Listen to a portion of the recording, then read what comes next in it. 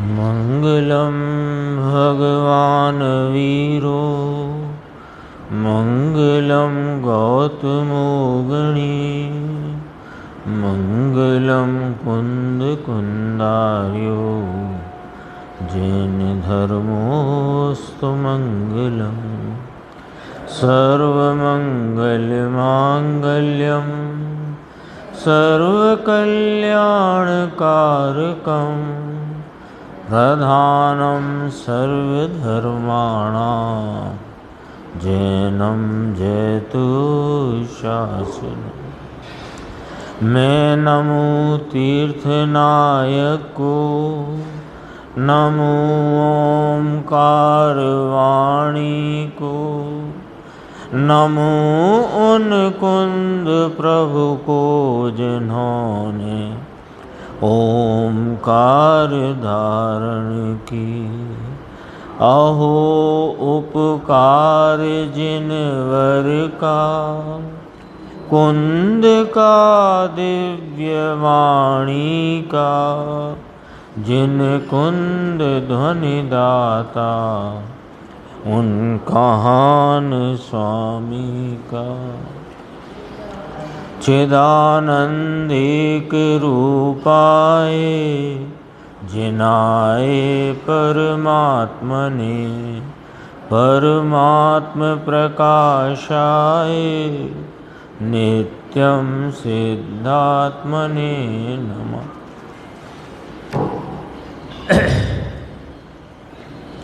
आचार्य योगेंद्र देव कृत यह जो परमात्म प्रकाश नाम का ग्रंथ है, इसकी 71वीं गाथा की चर्चा पूज्य गुरुदेव श्री के प्रवचन के माध्यम से अपन ने कल भी सुनी और आज भी यही चर्चा चल रही थी। और इसी संदर्भ में कल समयसार गाथा 75 के आधार से कुछ चर्चा गुरुदेव श्री ने ली स्वयं पर प्रकाशक ज्ञान के संदर्भ से। तो उसमें जो बात आई थी वो थोड़ी सी अपन कल वाली देखकर और आज जो विषय चला उसको अपन यहाँ देखते हैं। ये पेज नंबर है 339 कि राग पुद्गल के परिणाम हैं, अपना आत्मा उसे जानता है। राग पुद्गल के परिणाम हैं, होते आत्मा की परिणति में है, लेकिन राग आत्मा का उपजाया हुआ, आत्मा के स्वभाव से उपजाया हुआ नहीं है। तो राग पुद्गल के परिणाम हैं, अपना आत्मा उसे जानता है, तो जानने वाले के परिणाम का आत्मा करता है और जानने रूप परिणाम वह आत्मा का कार्य है ना। एक तो जानने वाला आत्मा और एक जानने का कार्य। तो जानने के कार्य में जाना गया एक भाव तो वह जो भाव या जो ज्ञेय जाना गया एक तो वह, और उस ज्ञेय को जानता हुआ एक हुआ ज्ञान, और उस ज्ञान को धरने वाला हुआ ज्ञायक आत्मा। यानी आत्मा वस्तु और आत्मा वस्तु के ज्ञान रूपी कार्य में राग का भाव जानने में आया। तो राग का भाव जानने के भाव से न्यारा है, एक बात तो ये। और यह जो जानने का कार्य है वो राग का है अथवा के जानने वाले आत्मा का है, ये स्पष्ट करते हैं। दर्पण है ना, तो दर्पण में सामने वाला वृक्ष झलका, तो दर्पण की झलकन रूप अवस्था और उस झलकन रूप अवस्था में झलकने वाला पदार्थ, ठीक है ना। तो ये झलकन जो है वो उस पदार्थ का कार्य है कि दर्पण का कार्य है, बस यही स्पष्ट किया है। देखो जानने वाले परिणाम का आत्मा करता है और जानने का परिणाम आत्मा का कार्य है, परंतु राग उसका कार्य है नहीं, एक बात है। और राग यहाँ ज्ञान में निमित्त है, तो राग कर्ता और ज्ञान परिणाम कार्य ऐसा भी नहीं है। स्पष्ट हो गया ना, सरल है। दर्पण से अपन ने समझा, टीटू भाई साहब, दर्पण से समझते हैं। दर्पण उसकी झलकन रूप अवस्था और सामने रहा वृक्ष, तो वृक्ष की झलकन रूप अवस्था में वृक्ष संबंधी झलकन है। तो वो जो झलकन रूपी कार्य है वो दर्पण का है कि वृक्ष का है, एक बात।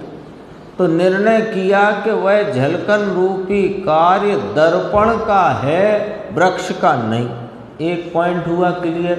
दूसरा, ये जो वृक्ष है वो दर्पण का कार्य है कि उसका अपना भाव है, कार्य है। तो जैसे ही आत्मा की ज्ञान परिणाम में राग का ज्ञान हुआ, तो राग संबंधी जानने की अवस्था वह आत्मा का कार्य है, राग का नहीं। और राग आत्मा का कार्य नहीं और राग से जानने का कार्य हुआ नहीं। इतनी बात अपने सामने आई थी। तो कहा अभी इसी में जहाँ आज लगभग शुरू हुआ था 340 पेज, यहाँ से अपन देखते हैं। देखो, शुद्ध परिणति जो भगवान आत्मा के आश्रय से हुई।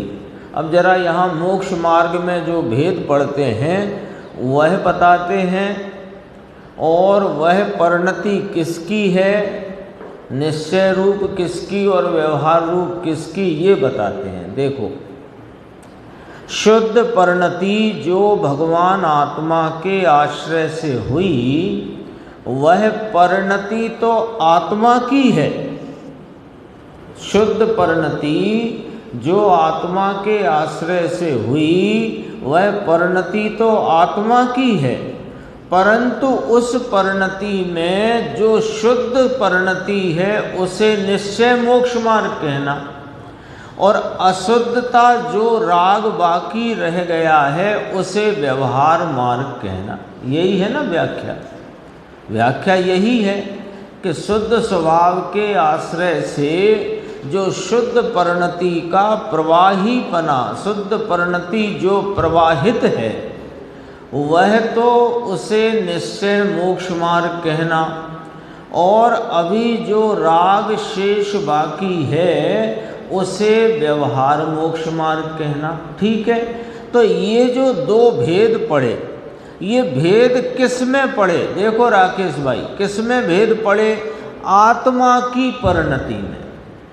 आत्मा की जो परिणति स्वभाव के आलम्बन से शुद्धता रूप प्रवाहमान है, वह निश्चय मोक्ष मार्ग, और अभी आत्मा की परिणति में जितना राग बाकी है वो व्यवहार मोक्ष मार्ग। तो ये दो भेद जो पड़ गए, निश्चय मोक्ष मार्ग और व्यवहार मोक्ष मार्ग, ये दोनों भेद आत्मा की परिणति में पड़े। तो दोनों भाव आत्मा के हैं। जो शुद्धता का परिणमन स्वरूप के आलम्बन से परिणमित हुआ है, वह भी आत्मा का परिणमन है, और जो राग बाकी है वह भी आत्मा का परिणमन है ना। इतनी बात पहले मजबूत रखना, फिर इसे पुद्गल का कहने में दिक्कत नहीं, फिर पुद्गल का कहने में दिक्कत नहीं। प्रारंभ से ही पुद्गल का कहो तो तुम कौन पुद्गल के कार्य को करने वाले, कराने वाले, मिटाने वाले, हटाने वाले? पहले इतना निर्णय करो। देखो, यह भेद जो दो कहे, निश्चय मोक्ष मार्ग, व्यवहार मोक्ष मार्ग, ये भेद मार्ग की अपेक्षा से है। आत्मा की परिणति भिन्न है ऐसा नहीं। जो निश्चय मोक्ष मार्ग रूप परिणति है और शेष मिटती हुई जो व्यवहार मोक्ष मार्ग रूप परिणति है, घटती हुई मिटती हुई जो व्यवहार मोक्ष मार्ग परिणति है, वह दोनों में भिन्नता है, यानी कोई किसी की है कोई किसी की है, ऐसा नहीं। वह तो दोनों परिणति इसकी है, जीव की है, साधक की है। समझ में आया? परंतु इतना समझना पहले, इसके समझे बिना राग पुद्गल का है, अरे ये तो राग है, ये तो पुद्गल का है, मैं नहीं। अरे तुम नहीं, ये तो प्रतीति का विषय है, ये तुम्हारा है, ये ज्ञान का विषय है। ज्ञान में बराबर निर्धारित करना, अवधारित करना, जानना कि ये राग मेरी परिणति में मेरे अपराध से होता हुआ भाव है, और जितनी शुद्धता और वीतरागता है वह मेरी परिणति में मेरे अवलंबन से उपजी हुई शुद्धता वीतरागता। फिर जो स्वभाव रूपता से परिणमित है सो मैं हूँ, और जो स्वभाव रूपता से परिणमित नहीं सो मैं नहीं, मेरा नहीं। यहाँ आकर के भेद होता है, हवा में नहीं होती हैं बातें। देखो क्या गजब की बात है। परंतु अब यहाँ से देखो, परंतु यहाँ तो ऐसा लेना है कि वह परिणति राग है, वह उसका यहाँ आत्मा ज्ञान करता है।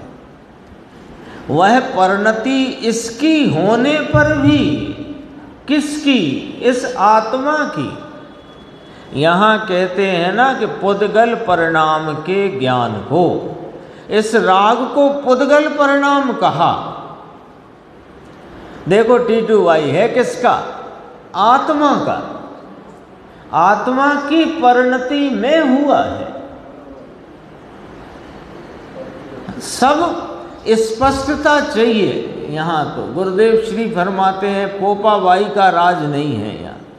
यहाँ तो एक एक बात न्याय से उपस्थित करते हैं, न्याय से प्रस्तुत करते हैं, और वो बात उसी न्याय पूर्वक और अपनी युक्तियों के प्रयोग द्वारा समझना चाहिए। देखो पुद्गल परिणाम के ज्ञान को, इस राग को पुद्गल परिणाम कहा, आत्मा की परिणति नहीं कहा है। आत्मा की परिणति, पर उसे आत्मा की परिणति नहीं कहा। समझ में आया? गंभीर मार्ग है भाई। यानी ये चर्चा यदि अपन समय सार को पढ़ें, प्रवचन सार, पंचास्तिका है, परमार्थ प्रकाश चल रहा है, कोई ग्रंथ लो, अनेक स्थान पर आपको ऐसा प्राप्त जानकारी मिलेगी कि राग आत्मा का है, कभी राग पुद्गल का है, कहीं ऐसी चर्चा आएगी कि राग पुद्गल का है, कहीं चर्चा आएगी राग आत्मा का है। तो उसका जैसा स्वरूप है वैसा जानना जरूरी है। देखो पुद्गल परिणाम किसको कहा? कि शेष रहे राग को कहा। पुद्गल परिणाम अर्थात व्यवहार रत्नत्रय, ऐसा जो शुभ राग वह पुद्गल के परिणाम हैं। फिर कहा क्यों है? कि जीव की जाति के परिणाम नहीं हैं। ज्ञानचंद जी ये पुद्गल परिणाम के ज्ञान को, अब देखना ध्यान से भाषा, पुद्गल परिणाम के ज्ञान को कर्म रूप करता हुआ, आत्मा कार्य रूप करता हुआ, कर्म नाम कार्य, कर्म नाम पुद्गल, पुद्गल कर्म नहीं, कर्म नाम कार्य। ये पुद्गल परिणाम, जो राग को पुद्गल परिणाम कहा, ऐसे पुद्गल परिणाम के ज्ञान को, ज्ञान कहाँ हुआ? यहाँ। किसका? पुद्गल परिणाम का, जीव की जाति से भिन्न रूपता वाले परिणाम का, राग का ज्ञान हुआ। ज्ञान अपना कार्य है, तो ज्ञान को कार्य रूप करता हुआ राग का जो ज्ञान हुआ वह अपने से हुआ है, राग से नहीं। अब पॉइंट ये समझना है, वृक्ष की झलकन दर्पण में है, वो झलकन दर्पण की स्वच्छता से है, वृक्ष से नहीं। वृक्ष है इसलिए भी नहीं। देखो, पुद्गल परमाणुओं की स्वतंत्रता का अपन को ख्याल रख करके अपन विचार करें तो यहाँ दर्पण की स्वच्छता के परिणमन में जो वहाँ रहे परमाणु हैं, वे परमाणु अपने वर्णादिक भाव से परिणमे हैं कि वृक्ष के वर्णादिक भाव से परिणमे, अपने वर्णादिक भाव से। तो वहाँ वृक्ष है इसलिए ये परमाणु परिणमे हैं, ये बात तो सिद्ध ही नहीं होती। इसलिए यहाँ ज्ञान भाव का जो राग को जानता हुआ ज्ञान परिणमित है, वो ज्ञान जो राग को जानता परिणमित है, वह ज्ञान ज्ञान से परिणमित है, राग से नहीं, और राग है इसलिए नहीं। राग के काल में अपना ज्ञान और राग का ज्ञान अपने से हुआ है। स्वयं पर प्रकाशक है ना, स्वयं पर प्रकाशक प्रति समय ज्ञान की पर्याय अपने स्वयं पर प्रकाशक सामर्थ्य से स्वयं पर प्रकाशक रूप भाव से परिणमती है। तो जिस समय राग का ज्ञान हुआ तो राग उधर है उसके काल में, उसकी हयाती में, और राग के काल में अपना ज्ञान और राग का ज्ञान माने राग संबंधी ज्ञान अपने से हुआ है। राग है तो ज्ञान हुआ है ऐसा नहीं, यह कहा। देखो पुद्गल परिणाम के ज्ञान को देखो, ऊपर से पढ़ा अपन ने, ये 75 गाथा चल रही है समय सार की, 75 गाथा चल रही है समय सार की, उसी की टीका चल रही है पुद्गल परिणाम के ज्ञान को। अर्थात ज्ञान किसका? निर्णय करो, अभी करो, अभी निर्णय करो, बाद में करेंगे। बाद हम आपका जानते हैं, हमारा भी जानते हैं कैसा बाद होता है ना। वो बाद इसका ऐसा होता है, वो पहले दुकानों में लिखते थे ना, आज नगद कल उधार, तो वो कल कभी आता नहीं जिसमें उधार मिले, ऐसे ही बाद कभी आता नहीं। तो देखो पुद्गल परिणाम के ज्ञान को, पुद्गल परिणाम संबंधी, और स्पष्ट करते हैं पुद्गल परिणाम संबंधी ज्ञान को। तो ज्ञान किसका?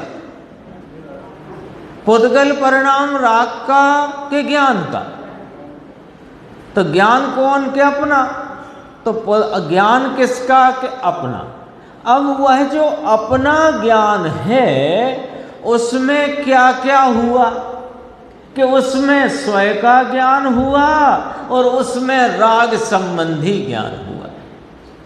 ठीक है, इसमें कोई अड़चन है? देखो यहाँ दर्पण है, दर्पण में वृक्ष झलका, तो यहाँ क्या क्या झलका?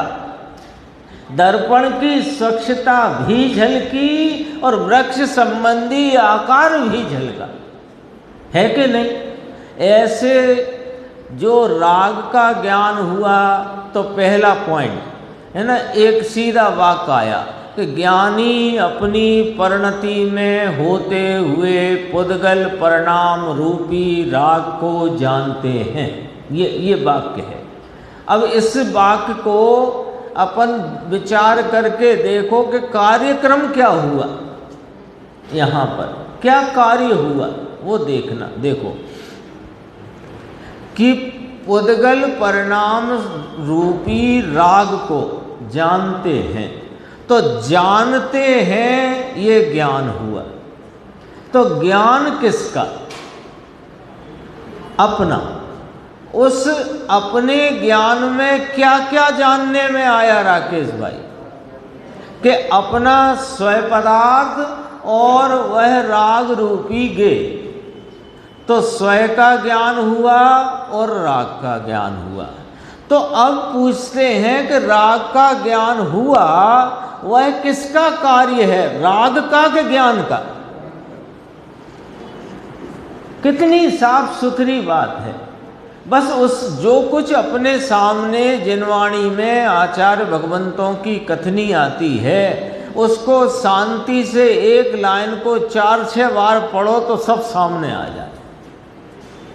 क्या कह रहे हैं, उधर क्या न्याय लगेगा, किसकी बात चलती है, कौन सा कार्य बताया गया है, उस कार्य में क्या हुआ है, थोड़ा यहाँ विचार करो तो सब सामने आता है। और गुरुदेव तो अपने को वही कराते हैं प्रतिदिन। देखो, राग का ज्ञान हुआ, वह अपना कार्य है। राग का ज्ञान हुआ, वह अपना कर्तव्य है, राग कर्तव्य नहीं। उसे ज्ञान कहा। राग के ज्ञान रूप परिणाम, राग संबंधी जानने का परिणाम, वह आत्मा का कार्य है, आत्मा उसका करता है। ठीक है, उसे कर्म रूप से करता हुआ ऐसे अपने आत्मा को जानता है। वापस भाषा देखो, राग को जानता है, ये निकाल दिया।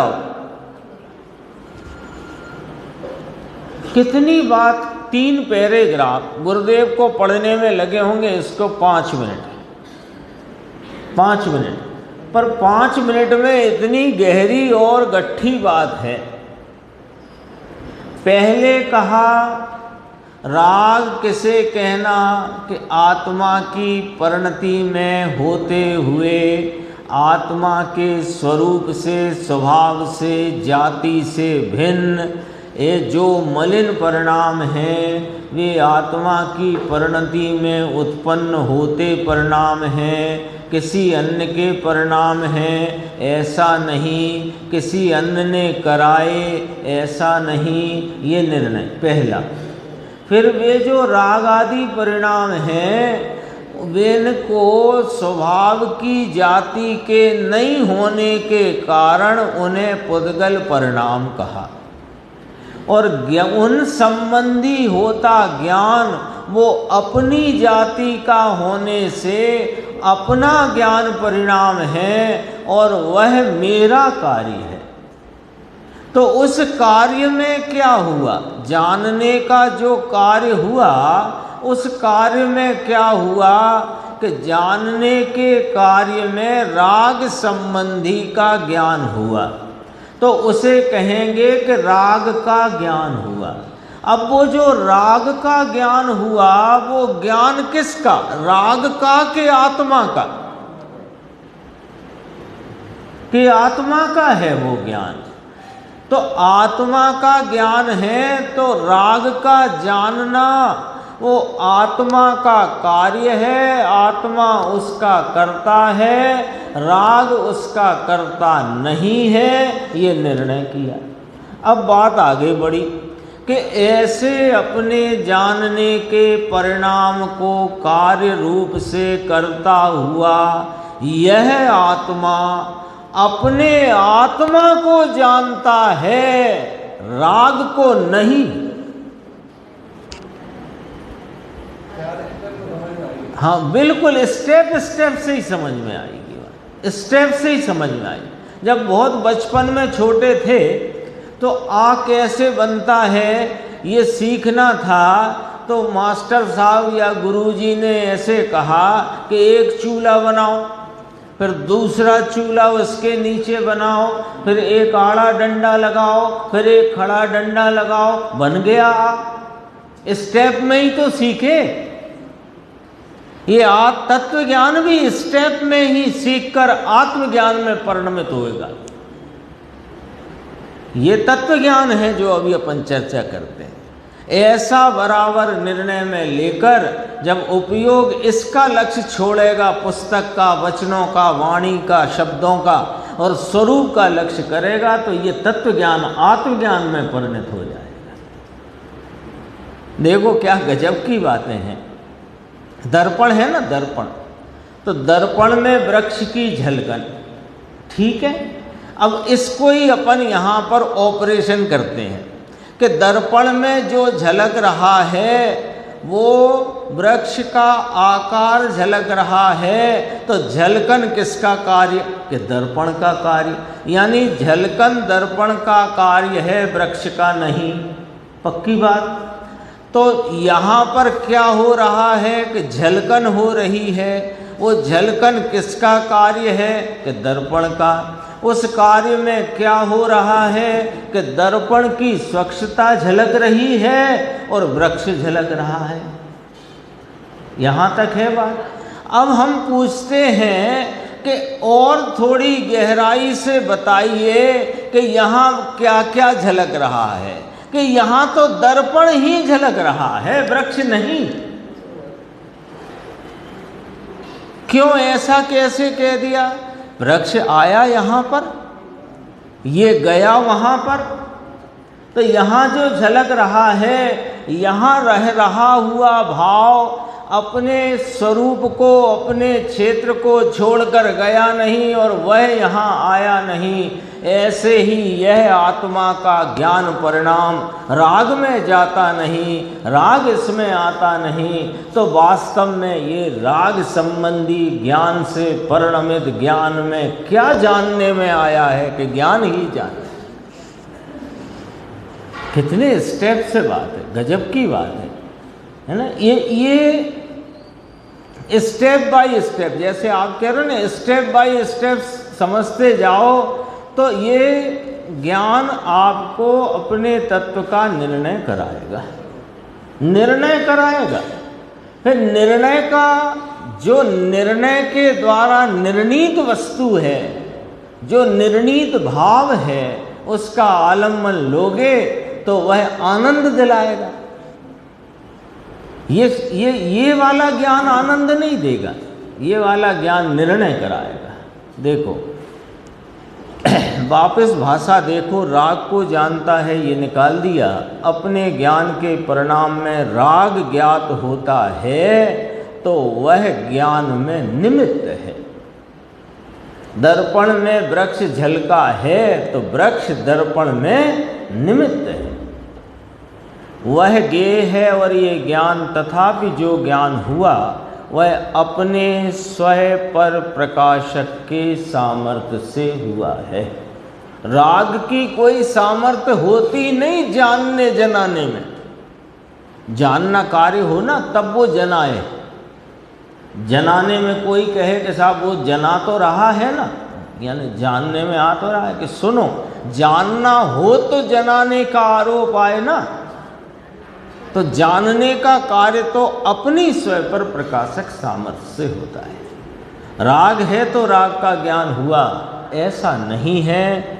और स्वयं पर प्रकाशक ज्ञान में राग निमित्त होने पर भी अथवा राग का ज्ञान यहाँ होने पर भी, अब बिल्कुल फैसला सुनो, वह ज्ञान आत्मा का कार्य है, वह ज्ञान राग का कार्य नहीं, आत्मा का कार्य राग नहीं।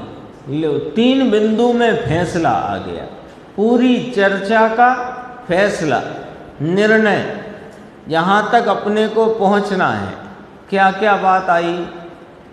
वह जो राग संबंधी परिणमित ज्ञान रूपी कार्य, वह ज्ञान आत्मा का कार्य है, वह राग का कार्य नहीं और राग आत्मा का कार्य नहीं। 3 पॉइंट हो गए। 3 पॉइंट में सारा हिसाब किताब साफ हो गया।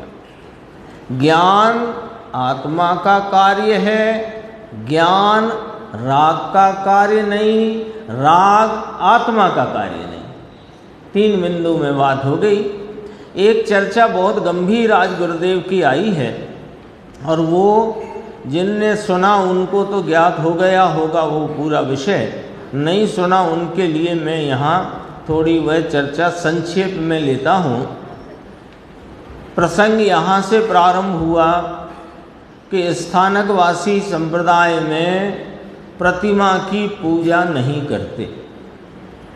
तो गुरुदेव श्री को ऐसा लगा कि प्रतिमा तो है और प्रतिमा होती है, निक्षेप रूपी प्रतिमा का सब आगम में उल्लेख है, फिर क्यों नहीं करना। तो उस संबंध में उनके ही संप्रदाय में चर्चा होती थी। तो किसी ने कहा, एक दिन और आई थी बात, संक्षेप में ले रहे हैं अपन। एक तो किसी ने कहा कि मूर्ति प्रतिमा वो मिथ्या दृष्टि को ठीक है, सम्यक दर्शन के बाद प्रतिमा का कोई कार्य नहीं, यानी प्रतिमा की कोई आवश्यकता नहीं। तब गुरुदेव श्री ने जवाब दिया कि वास्तव में प्रतिमा निक्षेप रूपी भाव है, प्रतिमा में भगवान का निक्षेप किया है ना। निक्षेप होता है ना, प्रमाण नए निक्षेप, निक्षेप में द्रव्य भाव, ऐसे निक्षेप है ना। तो कहा कि ये निक्षेप का विषय है और निक्षेप ज्ञानी को ही लागू पड़ता है, क्योंकि नए ज्ञानी को लागू पड़ते हैं। तो ये बात का इनकार करना कि सम्यक दर्शन के बाद प्रतिमा की कोई आवश्यकता नहीं, ये बात ठीक नहीं है। एक तो ये बात आई, फिर इसी में बात आगे बढ़ी। तो गुरुदेव एक जीवाभिगम करके, क्या नाम भूल गया मैं उस पुस्तक का, जीवाभिगम। तो ये पुस्तक का वे अपने उन्हीं की है, वो स्थानकवासी संप्रदाय, उसे पढ़ते थे। तो पढ़ते थे तो उसमें जो पढ़ा उसको अपन देखना जरा। पेज नंबर है 344 कि जो शाश्वत प्रतिमाएं हैं, है ना, ये तो अपन यहाँ पंच कल्याणक की विधि द्वारा प्रतिष्ठा पूर्वक यहाँ प्रतिमाओं को भगवान बनाते हैं। और अकृत्रिम जिन चैत्यालयों में शाश्वत अकृत्रिम प्रतिमाएं हैं, तो उसके संदर्भ में, उसके संबंध में वे जब कुछ वहाँ ग्रंथ उन्हीं का पढ़ रहे थे तो उसमें ये बात निकल करके आई कि जो शाश्वत प्रतिमा है ना, शाश्वत तीर्थंकर की अकृत्रिम, तो उसे वे लोग माने स्थानकवासी यक्ष की प्रतिमा कहते हैं। उस मूर्ति को तीर्थंकर की नहीं कहते और ये कहते हैं यक्ष की है, क्योंकि उन्हें प्रतिमा मानना नहीं है। तो यहाँ स्थापना नहीं करने की तो पहले ही उन्होंने ठान ली। और जो अकृत्रिम शाश्वत जिनालय हैं जिसमें अकृत्रिम भगवान विराजते हैं, उसके लिए यक्ष कह दो, काम खत्म।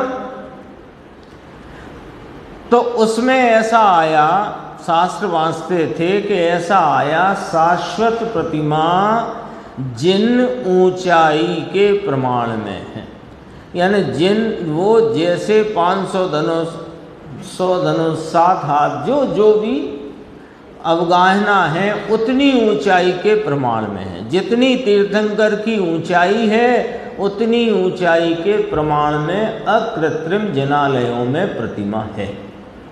तो हमको शंका पड़ी कि यदि यक्ष की प्रतिमा हो तो फिर इस ग्रंथ में ये क्यों लिखा कि तीर्थंकर की ऊंचाई के प्रमाण में। यदि वे यक्ष की प्रतिमाएं हैं तो यहाँ क्यों लिखा कि तीर्थंकर की ऊंचाई के प्रमाण में है।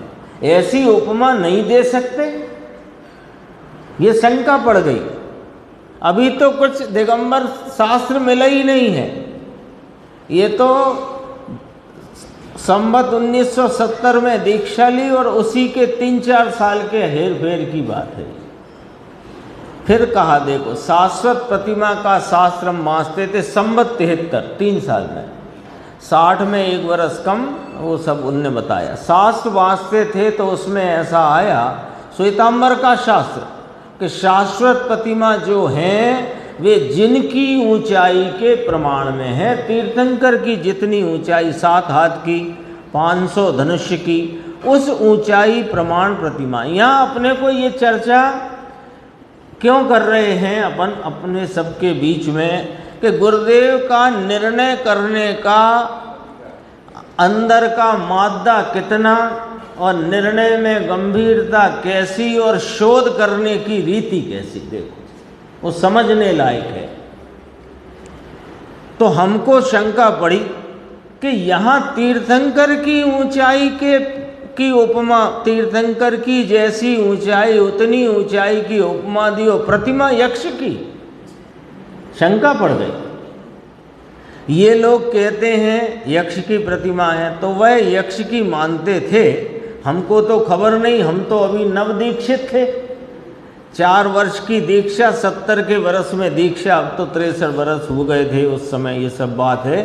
अब देखो, अब क्या हुआ कि वे ऊपर गए, यहाँ नहीं लिखा, वो कहीं और पढ़ा मैंने। एक मेड़ी बोलते हैं वहाँ, एक मंजिल को मेड़ी बोलते हैं। तो ऊपर गए, ऊपर उनके गुरु भाई थे मूलचंद जी।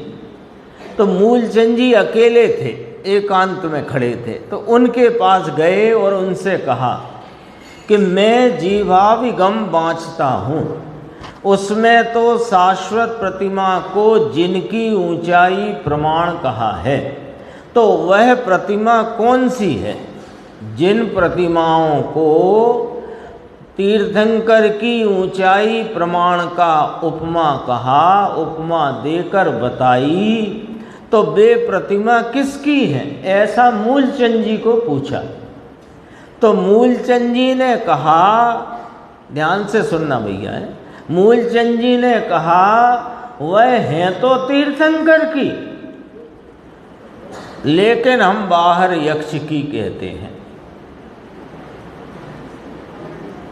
सुनो अब जरा, है तो वे तीर्थंकर की।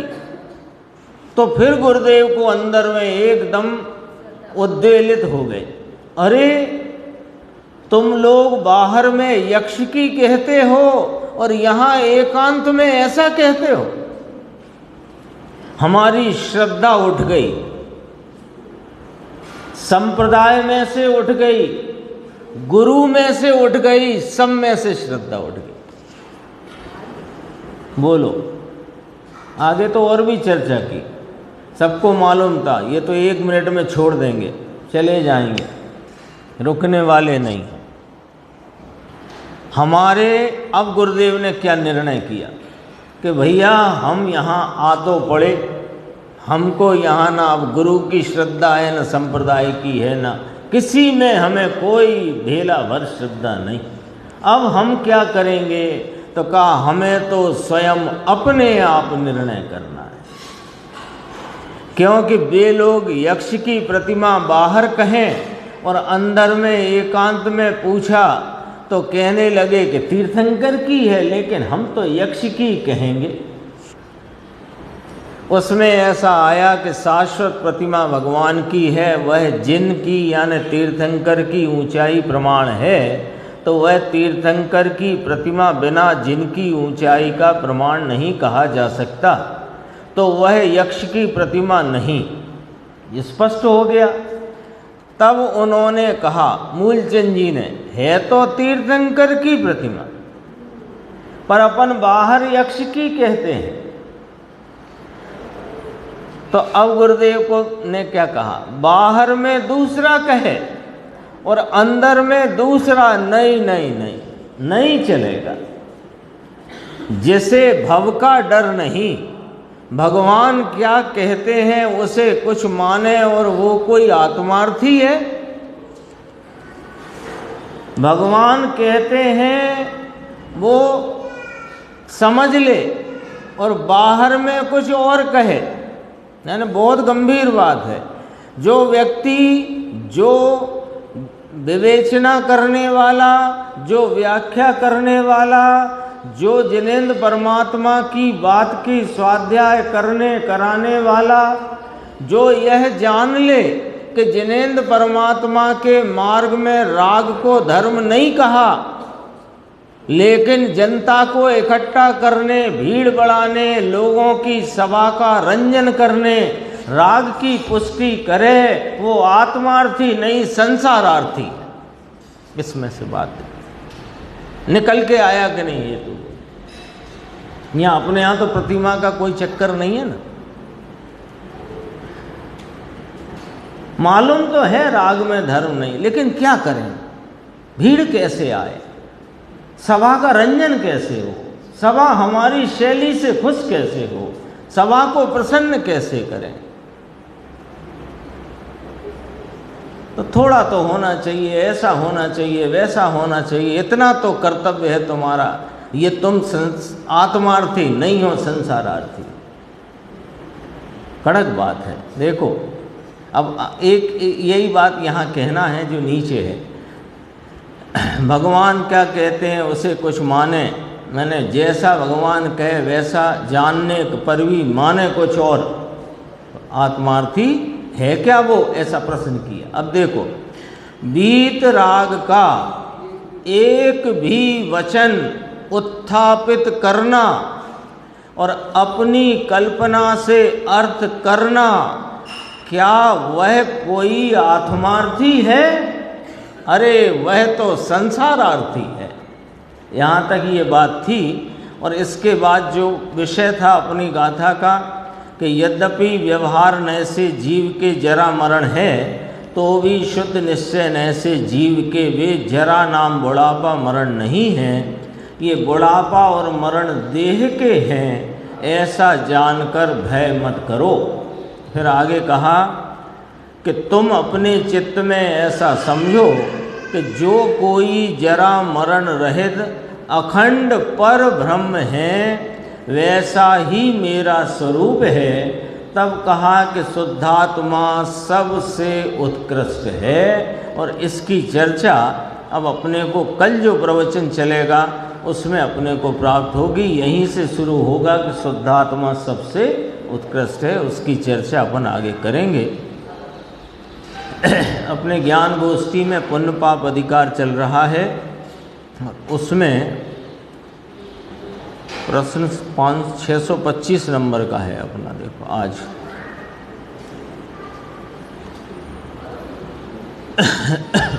ये बात भी थोड़ी अपने जानकारी में रहना चाहिए कि गुरुदेव श्री के जीवन में कैसे कैसे परिवर्तन हुए, क्या क्या उनके सामने प्रसंग बने और कैसे उन्होंने अपने स्वयं के बल पर सारे निर्णय लिए और इस वीतराग मार्ग को प्राप्त करके और जन जन तक इस वीतराग मार्ग को जैसा है वैसा पहुंचाए।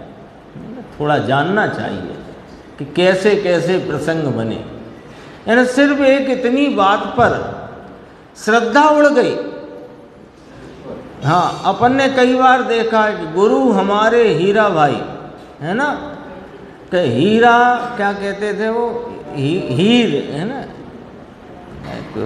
ख्याल से उड़ गया वो बात उनका। बाकी है ना, बाकी सूतरना फाल का, ऐसे कहते, बाकी सब सूती है, ये हीरा जो है जगत के हीरा। ऐसे हमारे हीरा जी महाराज गुरु, लेकिन दृष्टि मिथ्या। पुरुष भद्रिक सज्जन पुरुष, लेकिन दृष्टि मिथ्या। श्रद्धा उठ गई है ना, उनको सिर्फ ये बात पर से श्रद्धा उठ गई कि तुम एकांत में कुछ कहते हो, मानते कुछ हो और बाहर सभा में कुछ कहते हो। ये तो गलत है। ऐसा करके तब उन्होंने कहा वीतराग का एक वचन भी उत्थापित कर देना, है ना, ये कोई आत्मार्थता की निशानी नहीं है। देखो अपना यहाँ प्रश्न आया 625, गृहस्थ को पुण्य परिणाम का क्षय करना ऐसा आप कहते हो। तो गुरुदेव ने कहा कि सुनो भैया, हम क्या कहते हैं वो सुनो। तुमने प्रश्न बना के कह दिया वो मत समझो, जरा सुनो इसको कि पुण्य परिणाम का क्षय तो जब शुद्ध उपयोग पूर्ण हो तब होता है। निचली भूमिका में तो पुण्य परिणाम का क्षय नहीं हो सकता। हम जो कहते हैं तुम समझे नहीं और प्रश्न उपस्थित कर दिया है ना। वो प्रश्न तो उसने ऐसा उपस्थित कर दिया सामने कि आप तो गृहस्थ को पुण्य परिणाम का क्षय करो ऐसा कहते हो कि सुनो भैया, हम क्या कहते हैं वो सुनो। पुण्य परिणाम का क्षय नाश खात्मा तो जब शुद्ध उपयोग पूर्ण हो तब होता है। निचली भूमिका में तो पुण्य परिणाम का क्षय नहीं हो सकता, परंतु पुण्य परिणाम हेय रूप है, क्षय करने योग्य है, ऐसी दृष्टि प्रथम करनी चाहिए। हम ये कहते हैं, हम दृष्टि छुड़ाते हैं, तुम परिणाम छोड़ने की बात करते हो, लेकिन ये भूल जाते हो कि होते हुए परिणाम को तुम करो क्या और मिटाओ क्या।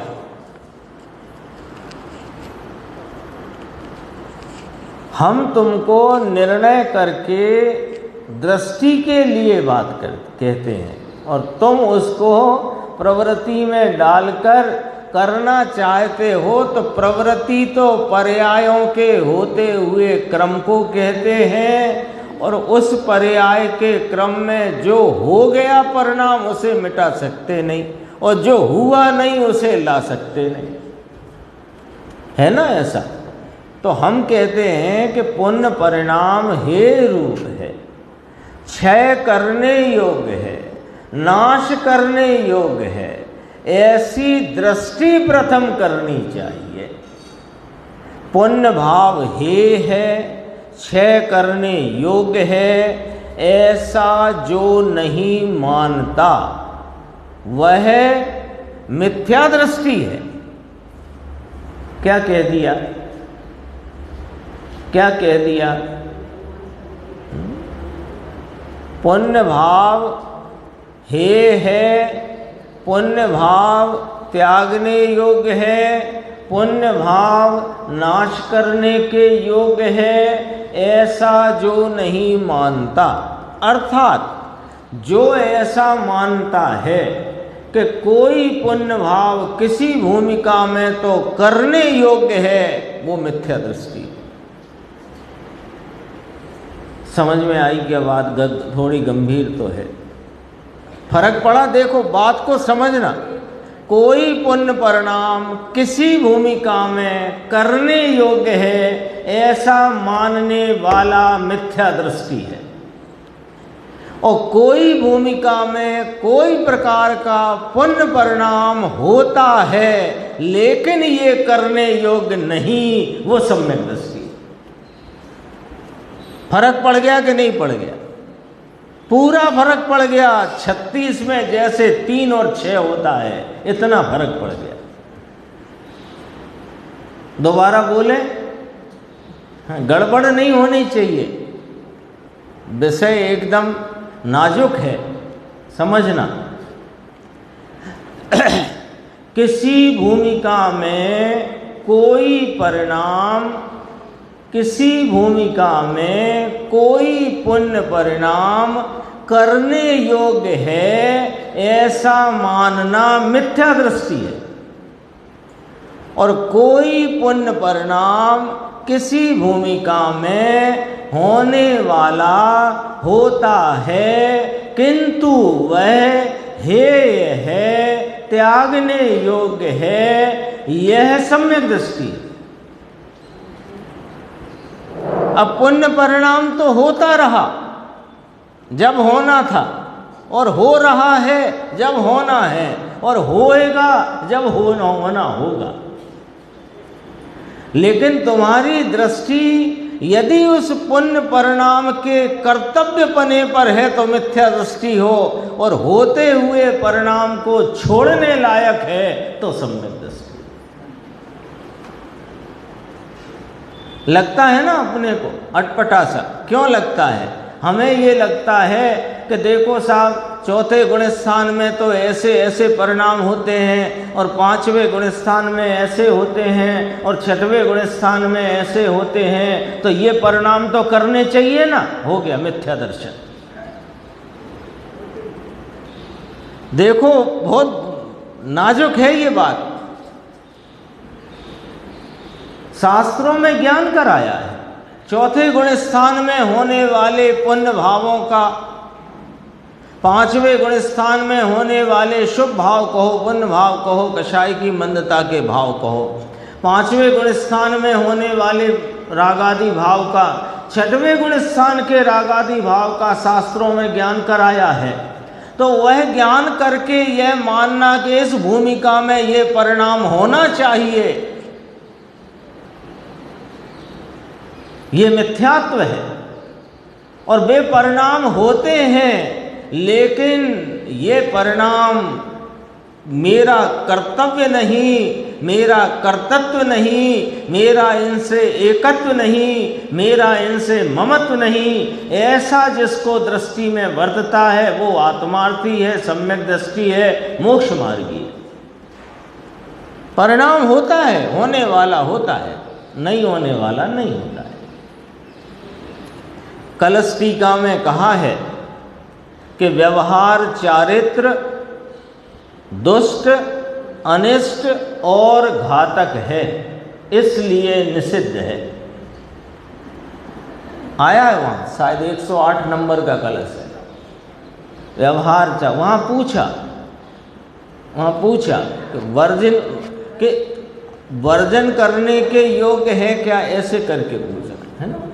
मैंने होता हुआ जो शुभ राग है वो वर्जन के योग्य तो नहीं ना, तो कहा वो होता हुआ दुष्ट है, अनिष्ट है और घातक है, वर्जन के योग्य है, ऐसा कहा। यानी होता हुआ है तो उसे वर्जित नहीं करना चाहिए, ऐसा रखें क्या कि नहीं, वर्जित करना ही चाहिए। होता रहे, होता है, रहे माने होता है, तो होता हुआ दुष्ट, अनिष्ट और घातक है, इसलिए निषिद्ध है। ये इसमें लिखा भी है कलश 108। देखो अब ये वाली पंक्ति, निचली भूमिका में शुभ भाव आए बिना रहता नहीं, फिर भी पहले दृष्टि में उसका निषेध होना चाहिए। बोलो साहब, पहले का अर्थ बताओ चंद्रेश भाई, पहले का अर्थ बताओ टीटू भाई साहब। पहले माने उसके पहले कुछ नहीं, पहला नंबर है ना। मैं टिकट लेने गया, लाइन में लगा, तो मेरा पहला नंबर लाइन में किसका होता है? जिसके पहले कोई नहीं, उसका नंबर पहला नहीं। अभी निषेध नहीं करना चाहिए, जब आत्मा प्राप्त हो जाएगा तब निषेध करेंगे। तो तुम तो देखते रहो वो मुंगेरी लाल के सपने, वो होने वाला भी नहीं है शुद्ध भाव है। निषेध्य, हेय, त्यागने योग्य, छोड़ने योग्य, नाश करने योग्य, क्षय करने योग्य, सब एक ही बात है, एक ही बात।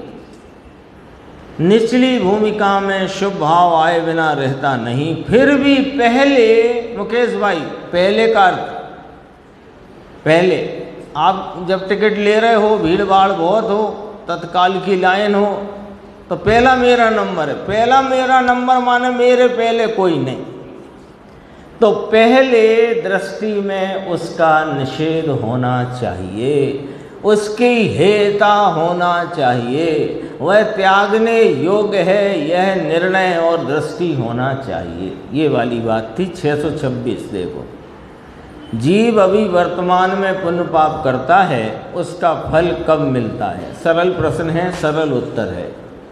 किए हुए पुण्य पाप का फल किसी जीव को इसी भव में प्राप्त हो जाता है, किसी को अलग जन्मों में मिलता है, किसी को पुण्य भाव और पवित्रता की विशेषता के बल से पूर्व के पाप संक्रमित होकर पुण्य रूप भी हो जाते हैं। इसी प्रकार तीव्र पाप में प्रवृत्ति हो तो पूर्व का पुण्य पलटकर पाप रूप भी हो जाता है। यह बात पूर्वबद्ध कर्मों की अपेक्षा से की है। अब परिणाम अपेक्षा से यदि विचार किया जाए, देखो प्रश्न का भाव, जीव अभी वर्तमान में पुण्य पाप करता है, उसका फल कब मिलता है? प्रश्न का सार निकालते हैं कि किए हुए पुण्य पाप का फल कब मिलता है। प्रश्न का सार, किए हुए पुण्य पाप का फल कब मिलता है ना। तो पूर्वबद्ध कर्मों की अपेक्षा देखें तो या बद्ध कर्मों के निमित्त से प्राप्त होने वाले फल की अपेक्षा देखें तो कोई को इसी जन्म में, इसी भव में, कोई को आगे के भवों में इस प्रकार मिलता है। कभी कभी पूर्व का जो पहले का कर्म पुण्य रूप बंधा हुआ था वो पाप रूप संक्रमित हो जाए, पाप रूप बंधा था वह भी संक्रमित होकर पुण्य रूप हो जाए। यह सारी बात पूर्वबद्ध कर्मों की अपेक्षा से की गई। अब जरा परिणाम अपेक्षा से विचार करें तो पुण्य पाप के भावों का भोग तो उन परिणामों के समय ही जीव को हो जाता है। जब लोहे का गर्म गोला उठाओ तो हाथ तभी जलता है और बर्फ का गोला उठाओ तो ठंडा होता, बस इतना। कब होता है? उसी समय।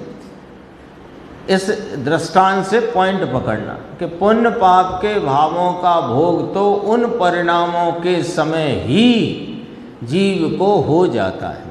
यानी जो पुण्य रूप परिणाम हैं वे कषाय की मंदता रूप होते हैं, जो पाप रूप परिणाम हैं वे कषाय की तीव्रता रूप होते हैं।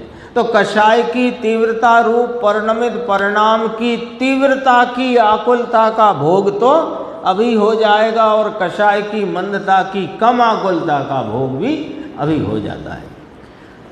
उनकी मंद तीव्र आकुलता का तो उसी समय जीव को वेदन हो जाता है। कोई जीव शुद्धता के बल से पूर्वबद्ध कर्मों को, अब देखो कितने पॉइंट आए इसमें कि कोई को इसी जन्म में, कोई को आगे के जन्मों में, एक पूर्व के बंधे हुए पुण्य रूप पाप रूप संक्रमित हो सकते हैं, पाप रूप उदय पुण्य रूप संक्रमित, पाप रूप कर्म जो बंधे हैं वे पुण्य रूप संक्रमित हो सकते हैं। इतनी 2 पॉइंट हो गए। तीसरी बात, वर्तमान परिणाम जो कषाय की तीव्रता का है उसका तीव्र भोग अभी आकुलता का, तीव्रता का, और मंद परिणाम है तो मंदता का भोग अभी के अभी होता है। हो गई बात। अब लास्ट बात कि यदि कोई जीव, अब ये तो चक्कर चलता ही रहेगा, फिर निकले कैसे?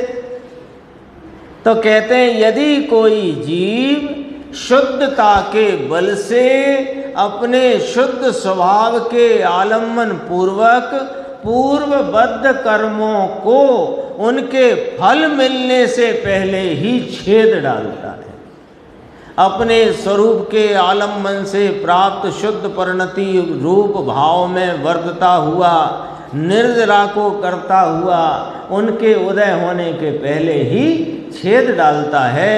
ऐसा भी फल के संबंध में ये पॉइंट भी याद रखना। अब क्या करें, बांधे हैं तो भोगना पड़ेंगे, बांधे हैं तो भोगना पड़ेंगे, बांधे हैं तो भोगना पड़ेंगे। अरे बांधे हैं और बंधे हैं तो उसका भोग छोड़कर इस स्वरूप का भोग कर तो शुद्ध परिणति के बल पर शुद्धता की वृद्धि, अशुद्धता की हानि और सत्ता में से निमित्त में से कर्मों का खिरना हो जाएगा। वे उदय रूप फल देने के पहले ही नष्ट हो जाएंगे। रास्ता सब है अपने पास।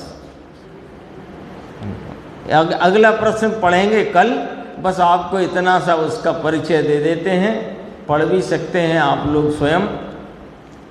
कषाय को पतला करें तो अंतर्मुख होता है ना साहब। यदि हम कषाय को पतला करें, कषाय मंद करें, कषाय को मंदी रखें तो अंतर्मुख होने में कुछ मदद, सहारा अथवा अंतर्मुखता हो सकेगी क्या? ये प्रश्न है, इसकी चर्चा आगे की स्वाद है।